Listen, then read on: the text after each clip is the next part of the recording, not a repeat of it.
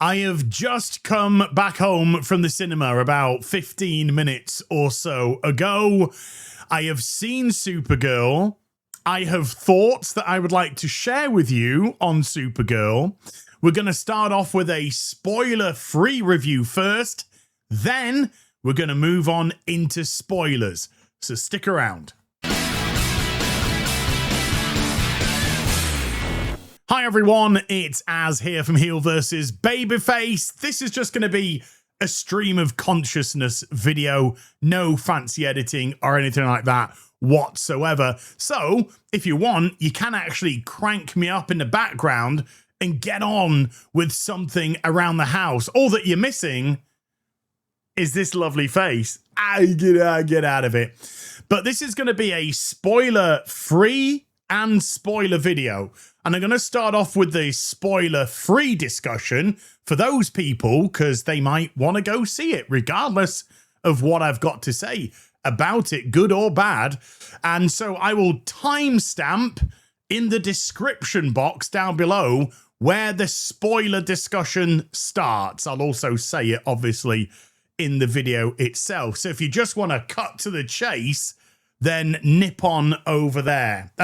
I didn't say Japan. That wasn't Japan over there. Nippon. That was nip. On kind of talking myself into racism here. So let's get into the spoiler-free stuff, which is actually going to be pretty difficult because if you have seen the trailers for this film, you've seen the film. And I'm not joking and I'm not being hyperbolic.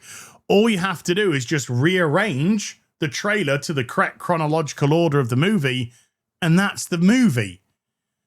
They haven't left anything for you to be surprised about at the cinema, twists or turns. No, what you see is what you get. Young girls, innocent family, which make weapons for a living. So work that one out. Anyway, they're murdered by Krem. So she wants revenge, and Supergirl wants to get the antidote for Crypto from Krem because he shoots the dog and it's poisoned. All of that is in the trailers. All of that is in the vignettes, and that's the film. Everything that happens during the movie is simply a sequence of events. It's not narratively driven, plot driven. It's just and then, till we get to the ending. It's miserable. This film is dour and miserable and dark and dingy. And it feels like, and I don't mean from an emotional side, I mean from your beady eyes side. It just feels like everything's on a green screen. It doesn't feel like anything is practical. Yeah, there's some tables and chairs, but pretty much every environment just feels fake. It doesn't feel as if they're truly there or truly exist in it. As Variety said, the film feels like a vessel just to layer on special effects. And I couldn't agree with them more. None of the worlds looked different to one another. They all looked the same. You felt it was just the same place. But apparently we went to like 3 different planets or something. The only thing that was slightly different was the discussion around the suns. But a lot of that didn't make any sense either. But that's something I'll go into in the spoiler discussion. So what about the writing? Well, oh my goodness me. The writing was horrendous. It was laughable at times, and I did chuckle to myself, not because the script was funny, but because of how bad the script was. And, you know, people that have been critical of this film, that have given it like 4 out of 10, quite a few of them have said, but Millie Alcock puts as good a performance as she can as Kara's are out. And I'm a little bit confused by that.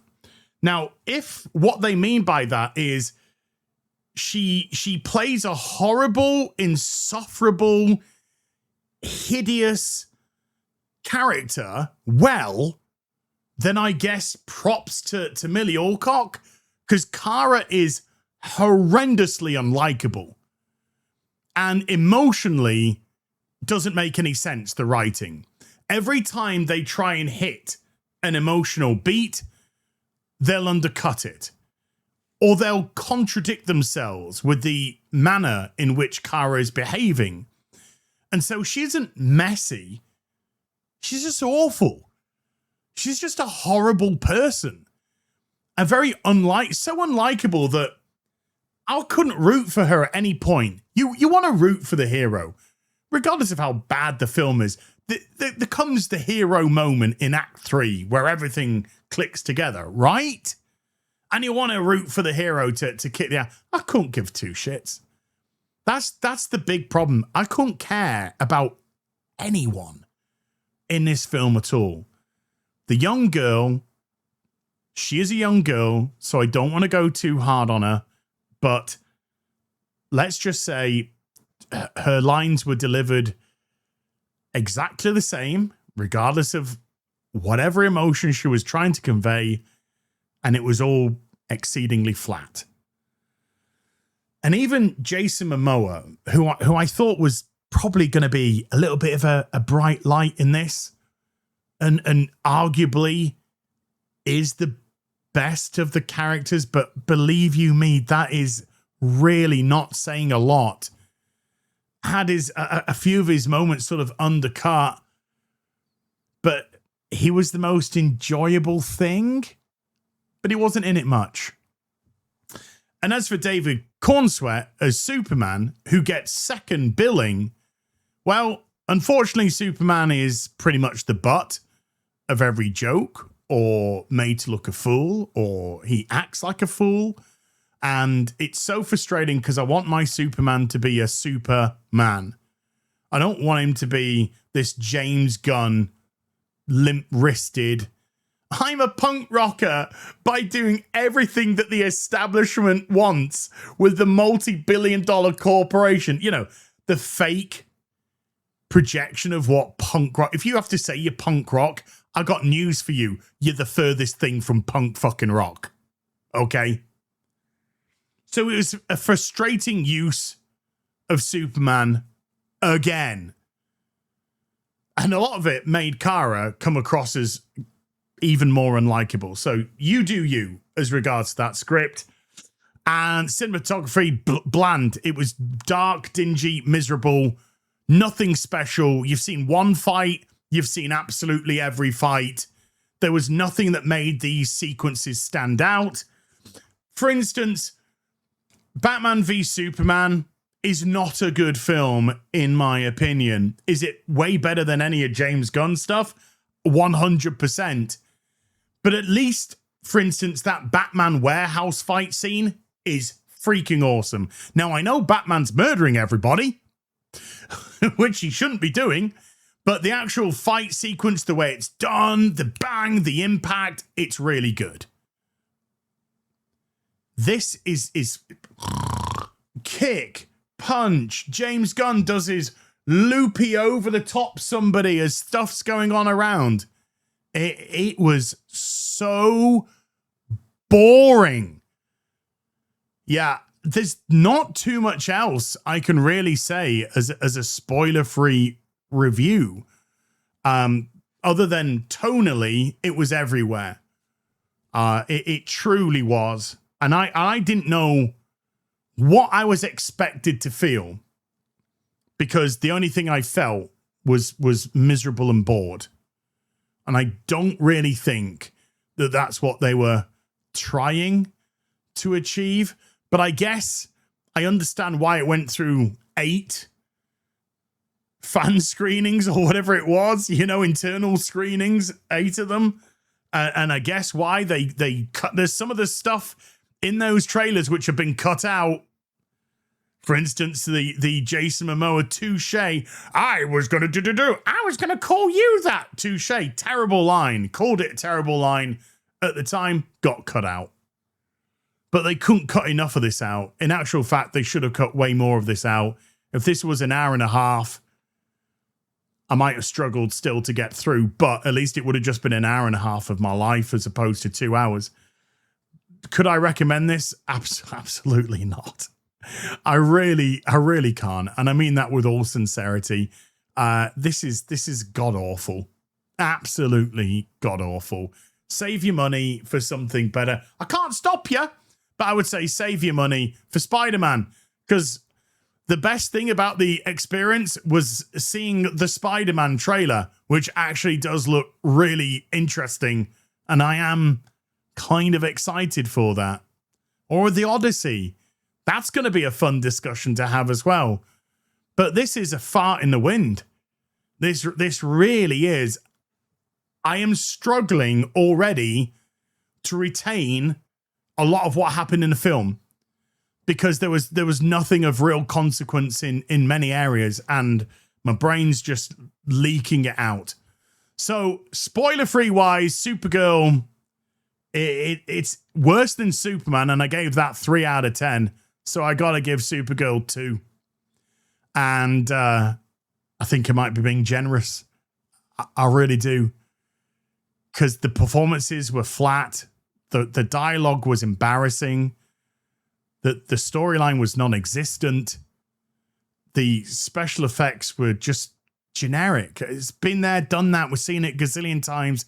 Nothing special about it whatsoever. And I couldn't wait to leave quick enough. But I had a lovely day out in the beautiful sunshine. So now let's get into the spoilers. Okay, so, oh boy. There is a lot of this film which just doesn't make any sense. First of all, as I've said, the plot is just insanely thin. The little girl says, Krem murdered my innocent family. Her family make the best weapons in, I don't know, the galaxy, in the solar system, wherever. So if you're making weapons, you're not innocent, because people are going to be purchasing your weapons, using your weapons to kill. There isn't an innocence there. So it was such a bizarre thing. And they never set them up to be fighters, incredible fighters or anything like that. In actual fact, the little girl takes the sword, you've seen in the trailer, which is one that her father made, and she goes hunting Krem. But when she meets up with Supergirl, the girl is always a damsel in distress. Until Act 3, when suddenly the girl can kick absolute ass, and then right at the end, reverts back to damsel in distress again. So it's never established that the girl is heavily trained, even though they contradict themselves. It wouldn't have taken much to see a backstory with a family of her father forging weapons, let's say, and maybe her mother is teaching her how to fight with her brother. Just little things like that, so we can see how good they truly are. So the moment where the little girl lets a little bit loose.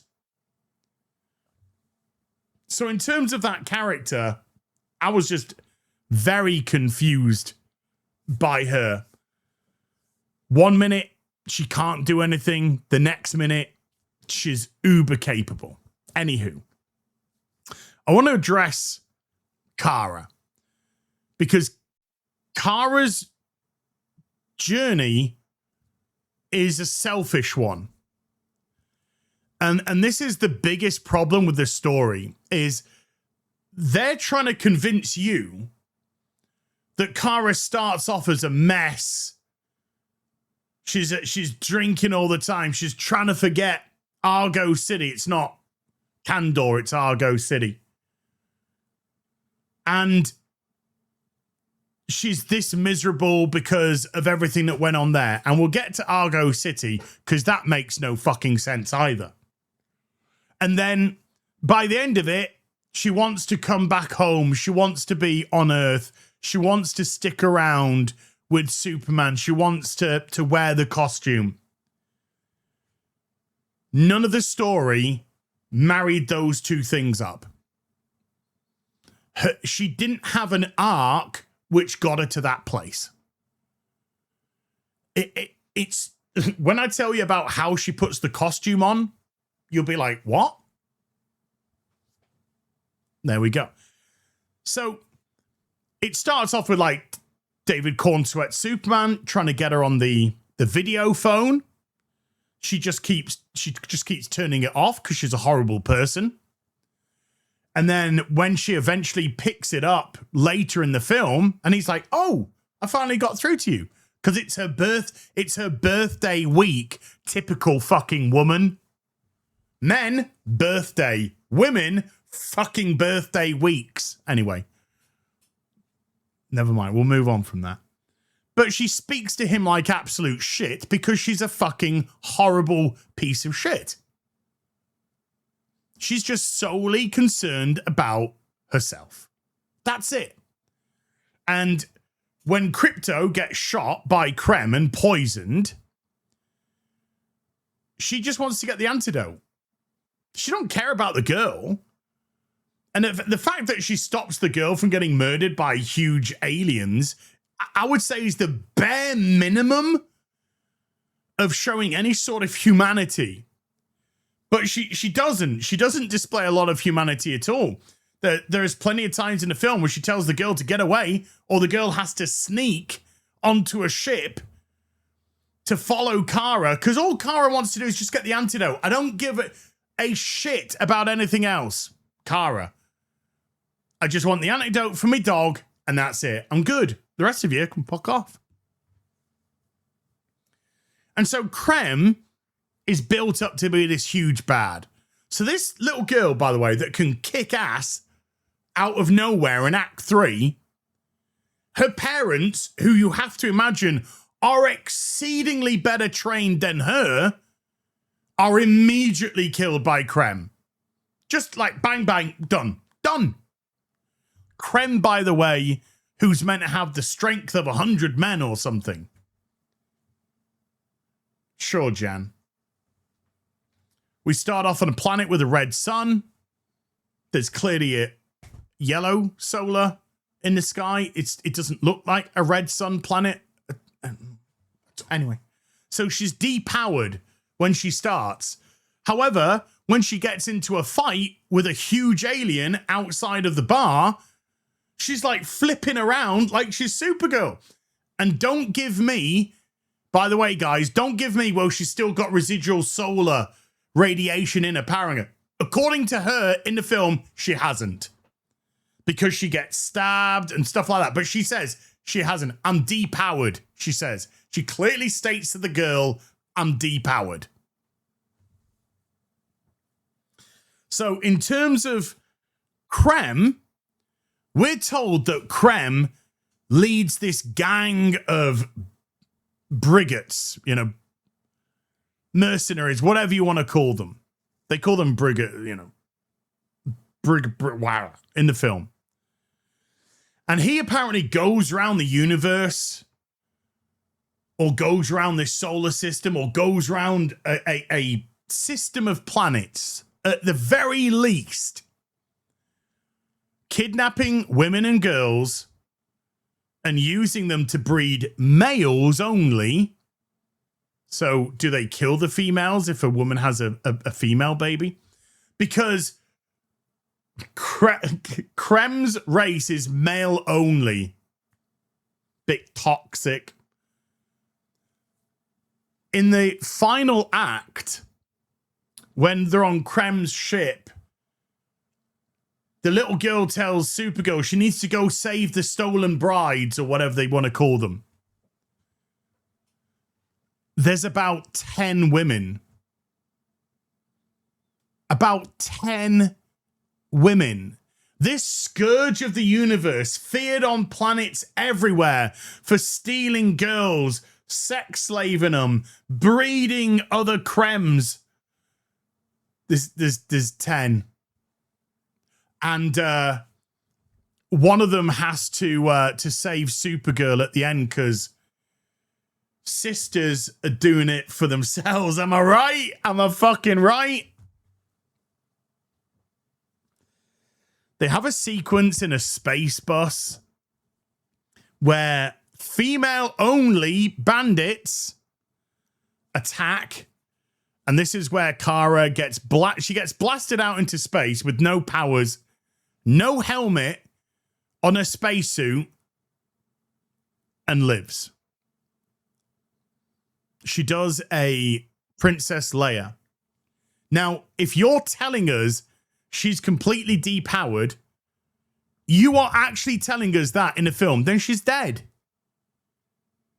You know, she's dead. She's done.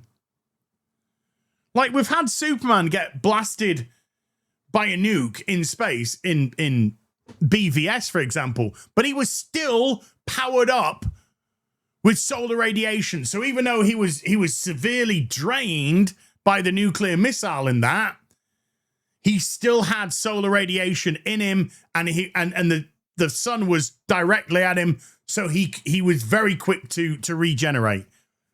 He wasn't a depowered Superman. So she should be dead. And then you've just got to be like, well, okay. Because if you don't, then you can't have any more of the film, which would be a good thing. FYI.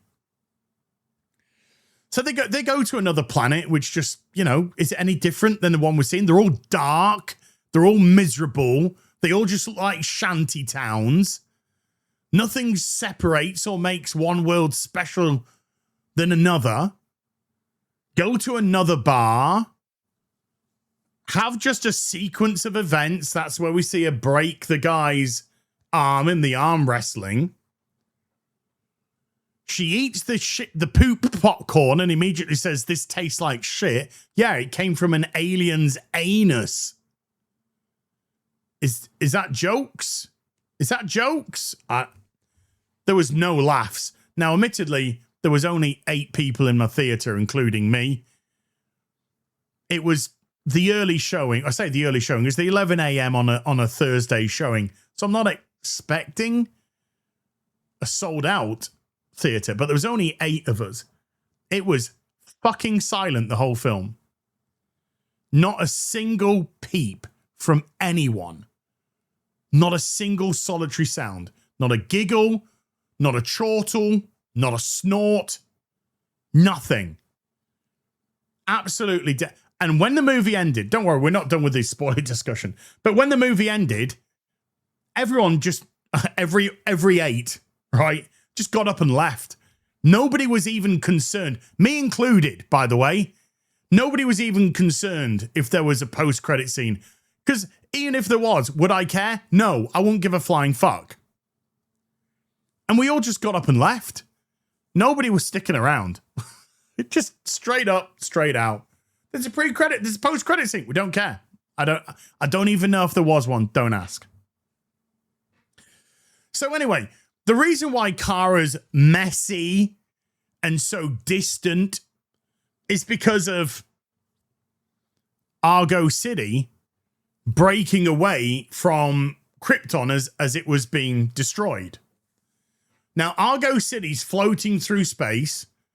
Kara hasn't even been born yet. She's born, well, her mum's impregnated when Argo City's floating in space. So they've tweaked that a wee bit. So after floating in space for what I can only imagine is, let's just say, something teen years, because we see Millie Alcock pretty much the same age that she is now, because it's just Millie Alcock, but I think she was meant to be playing, you know, quite a few years younger. She's 23 in the film. I guess she was trying to play 15 or so. I don't know. I have to make this shit up because the film didn't fucking tell me. And then all the residents of Argo City start falling ill. And the reason why they're all falling sick and dying is because of kryptonite poisoning. There's kryptonite in the base of Argo City, and it's seeped through into the water supply and everything, and they're all dying. Why? Kryptonite won't affect them if they're not powered by solar radiation, which they're not. Kryptonite reacts with solar radiation, which causes the kryptonite poisoning.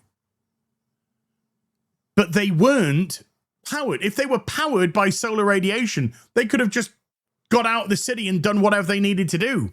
Fly to the nearest planet that could sustain. So it doesn't make it. Am I missing something here? It doesn't make any sense. That's why Superman isn't affected by kryptonite when he's depowered, when he doesn't have any solar radiation stored in. Because that's what causes the reaction. So they all started dying of kryptonite poisoning because... And then Kara's dad says, I found Jor-El. By the way, your crazy uncle who sent, Clark to Earth to be a god. They say that. So yeah, Jor-El and Kara Zor-El, Lara, they are now confirmed absolutely 100% evil dictators, harem, sex traffickers. And he says, I found the blueprints for the escape pod. So I'm going to put you in the escape pod and send you out. And I'm like, well, why are you only building one? Why are you only building one? Why aren't you building multiple? Did you only have the resources to make one? A lot of it just... And the thing is, right, if stuff like this is explained, at least you have an explanation. The problem is, nothing is explained. For instance, because we're talking about kryptonite here. On Act 3, Krem goes to a world that has a green sun and a yellow sun. And yes, they are in, they change their orbits. I mean, I have to do that for you because, again, the film didn't explain shit for shit. And Krem did it so that Supergirl will be depowered when she arrives on this planet. Why? Supergirl, she isn't allergic to the color green. Are you trying to tell me? Because the film didn't say a thing. Are you trying to tell me that is a kryptonite sun? Excuse me? Baking powder? And if you wanted to that, which sounds bullshit, but even if you wanted to go down that route, why didn't you fucking say in the film, just like, oh no, she can't exist under the green sun? What? Why is that? Because the green sun is... And it's not like, well, we're giving our audience credit to work out. No. Because now it just looks like Kara's allergic to the color fucking green. She's not Green Lantern. She doesn't have issues with yellow. You need to properly explain those things. But because there was also a green and yellow sun in orbit, all she had to do was just wait for the yellow sun to come up, and then she was fully powered. So Krem is a fucking retard. Retardians of the galaxy. Absolute dross. So we tried to get this emotional beat that Kara is broken because she saw her family die. She saw the residents of Argo City die. And yet she acts like a snarky, sarcastic, full of herself bint. The two didn't marry. They didn't gel together. You could have had a broken person which you don't really want. But if we're going to build her up to Act 3 to become heroic, then you could have had a broken person completely because of everything. And then her journey was discovering what heroicism was. What your potential could be because of the yellow sun. And how that you can turn all the pain of Argo City into selflessness and making sure that you save people that would have been killed. You eradicate those deaths. You turn them over with the amount of lives that you save. But that's not the journey that she went on. That's not the arc that was prescribed. And the reason why she puts the costume on at the end is because she has a flashback. There's a couple of flashbacks. She has a flashback to Superman giving her a Supergirl costume saying, I know it's a bit bright and a bit gaudy, but do you know why we wear this? It's to show people we're good.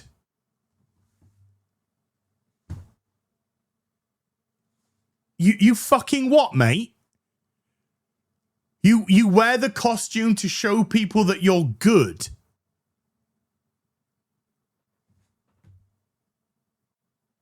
So she just puts the costume on and goes to the final fight, which you've seen in the trailers of the film. This didn't make any fucking sense. She didn't complete an arc because she didn't go on an arc. She got the... Hold on. Let me just rewind for a second. At every opportunity in the film, she stopped the little girl from killing Krem. And she said the reason why I'm stopping you is because killing Krem won't make you feel better. It will destroy you. It'll break you. You won't recover from it. You'll never recover from it. And even after Krem murders some people she's trying to save, because she's shit, by the way. But let's just say Act 2 low point being exceedingly generous. Kara then goes and murders all of the mercenaries in the final act. And then prevents her from killing Krem, the little girl from killing Krem, and then kills Krem herself.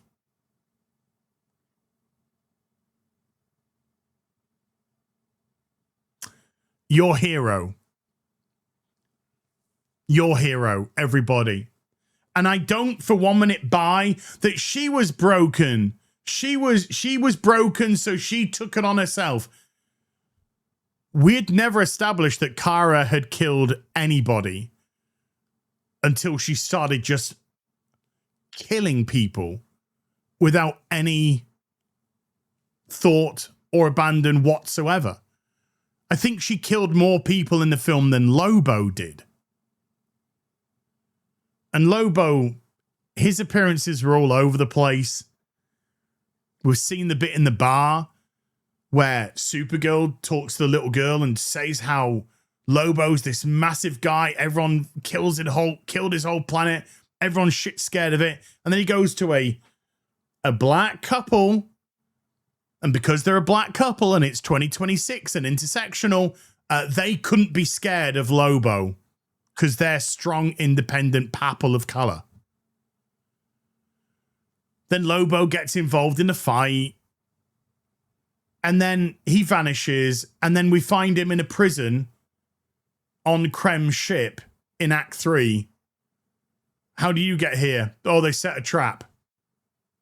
Oh, that doesn't seem like it would work. Just everywhere. It didn't make any sense.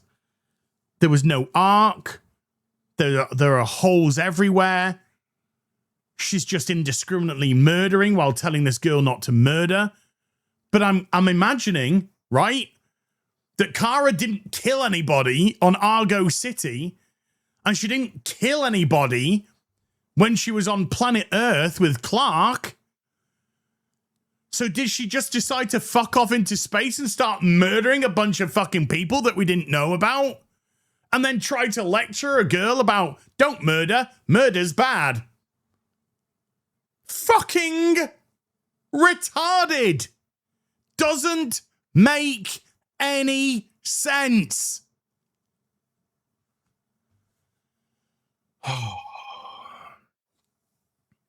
So I don't know. The Red Sun didn't seem to depower her much because she was flipping all over the place, kicking ass, picking up colossally heavy maces and clubbing people. A Green Sun depowered her because it's what, the color fucking green. Not established that it was kryptonite and then putting her on a planet where it's going to rotate to another sun that's going to power the fuck back up again. That you know will allow her to kick your ass. What the fuck? And with there being no twists or turns or surprises in the story at all, as I said in the spoiler-free, it was literally and then, and then, and then, and then, end. It was horrendous. Horrendous. And fuck you again for making Superman. I like David Cornsweet. I think he's a good choice for Superman, and he comes across as a nice guy. He says all the right things on the carpet. Very charming. And every time they just make him look like a fucking buffoon. Just have to undercut him to prop up these shite characters that are surrounding him. Is James Gunn actually going to let Superman soar in Man of Tomorrow? I'm willing to bet the farm no. And he's already said that Supergirl's going to have a major part to play in Man of Tomorrow. Oh, great. Fucking yawn. This was 2 hours of misery. An absolute dog shit film that I will probably forget half of by time I wake up tomorrow. So if you're on the fence, make your own mind up by all means. But all I'm saying is, it's probably some better films around the corner, you know what I'm saying? You know what I'm saying? So there we go. Miserable slop would be a compliment. And just to reiterate, 2 out of 10, I think is exceedingly fair for this. It's just waste of money. Money that could have gone to the starving kids in Africa, that could have gone to war or to high gas prices or high food prices or to fight the billionaire elite. Oh, fuck it.